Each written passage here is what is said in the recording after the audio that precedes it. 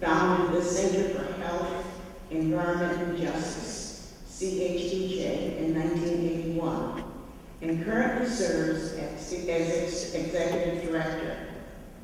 This national organization educates communities around the world about toxic chemicals and children's unique vulnerability to environmental exposures.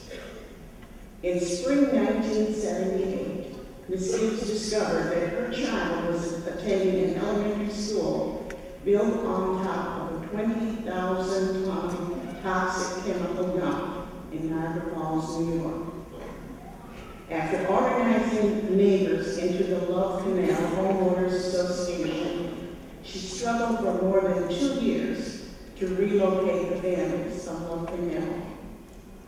In October 1980, President Jimmy Carter delivered an emergency declaration which moved 900 families from this hazardous area and signified a victory for the grassroots community. Understanding that the toxic waste crisis went far beyond her background, she became determined to support these grassroots efforts. As the author of Love Canal, the story continues. Ms. Gibbs brings the Love Canal story up to date and discusses the issues society continues to face with chemical exposure. CHEJ has convened several nationwide coalitions of grassroots groups to implement collaborative strategies around persistent toxic chemicals like dioxin, children's environmental health, and the precautionary principle. Ms. Gibbs has been recognized extensively for her critical role in the grassroots environmental justice movement. She has spoken at numerous conferences and has been featured in hundreds of newspaper articles, magazines, and textbooks. She is the recipient of the 1990 Goldman Environmental Prize, Outside Magazine's Top 10 Who Made a Difference Honorable in 1991, the 1998 Heinz Award, the 1999 John Gardner Leadership Award from the independent sector, and in 2003, she was nominated for the Nobel Peace Prize. She has received an honorary PhD from the State University of New York College at Portland and another from Haverford College. She currently lives in Virginia with her family.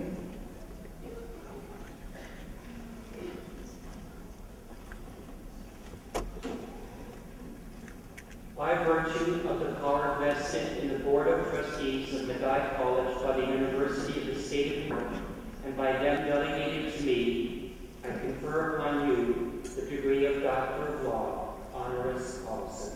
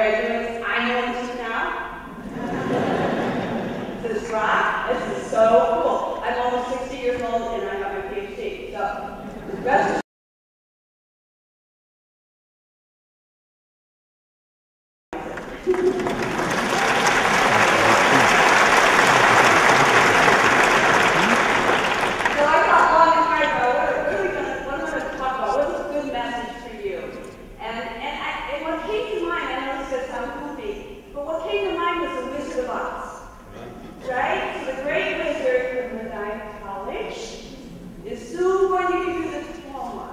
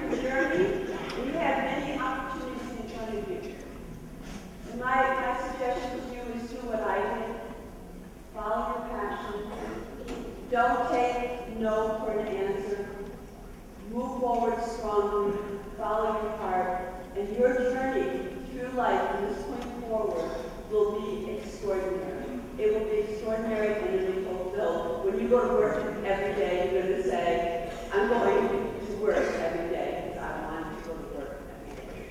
So that's my message to you. Courage, follow your heart, and don't forget where you came from. Don't forget that passion. Don't forget your roots, and you will succeed. Thank you.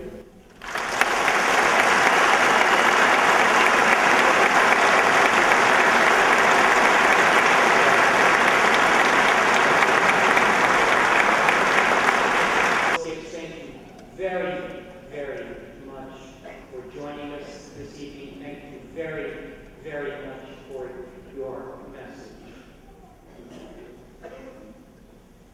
It is now my pleasure to introduce a member of the graduating class of 2011 who will give the student address.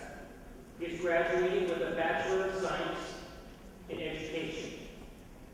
Please join me in welcoming at the podium Nathaniel W. Barnes.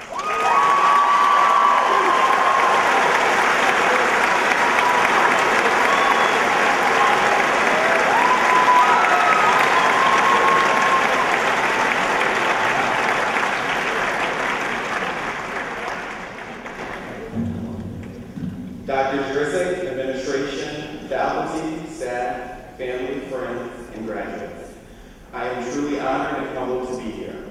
I stand before you briefly on this evening to pass along something that was given to me, in hopes that it will be evident in each of your professional journeys. I found it imperative that I share with you a quote which was imparted to me when I began my educational journey here in Medaille. The reason I find it so vital to share this quote with you is because it's been my personal motivator, reminder, and purpose for what I do and who I am. The quote is, "Everyone learns from a teacher." Now, this may sound biased considering I'm an education major. However, I am assuring you this quote is relevant to each and every individual in this building. And let me explain how. Tonight, many of us will become teachers, veterinarians, technicians, businessmen, women, etc. The truth behind this is we all learn our particular areas of study from teachers. And even more importantly, while you're practicing in your field, you will be teaching others to do what you do. Think about your personal lives. For you communication majors, there were some newscasters you based your aspirations on. And for you education majors, at some point, you all sat in some teacher's classroom, and that's what you based your aspirations on. Having said this, from tonight to this point forward, we will all be educators because we're teaching others to do what we do. So I encourage each of you to lead by example for that too as a form of teaching. I would personally like to thank Medaille for being the roots of our professionalism, for Medaille has planted a seed in all of us, and it's our job to allow that seed to grow, to enrich us to become seasoned teachers. I submit to all of you, no matter where you go or what you do, you will be teaching. So the question becomes, what type of lesson are you presenting? Let the fact that you're a teacher be the motivation for what you do, and be careful because it's always easy to spot an ineffective teacher. So as we step out of this building, we all step into the field of education. Whatever particular field of study you practice, at the same time, you should strive to be the epitome of professionalism. I stand before you today as a teacher both in and out of the classroom, and I'm grateful to be surrounded by a room full of educators as well. Since we now are all teachers, don't let the learning stop. Continue to learn from other teachers. And in order to do this, humility is key. We must always value the experiences of others and learn from them. As I take my seat, I'll leave you with the following thought. If life's a test, it won't be hard to pass if you're an instructor. Thank you so much.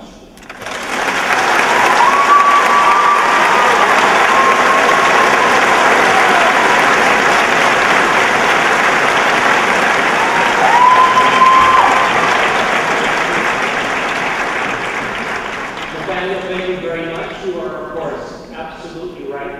We are all teachers, and we are all learners. I would now like to introduce Dr. Norman Muir, Dean of the Undergraduate College, Dr. Elena Lane, Dean of the School of Education, and Dr. Judith Horowitz, Associate Vice President and Dean of the School of Adult and Graduate Education. They will make a presentation of academic awards this year. On behalf of the three deans, I want to congratulate all of you for getting your degrees this evening. This evening, we are giving special honors to those students who have distinguished themselves by their leadership in their academic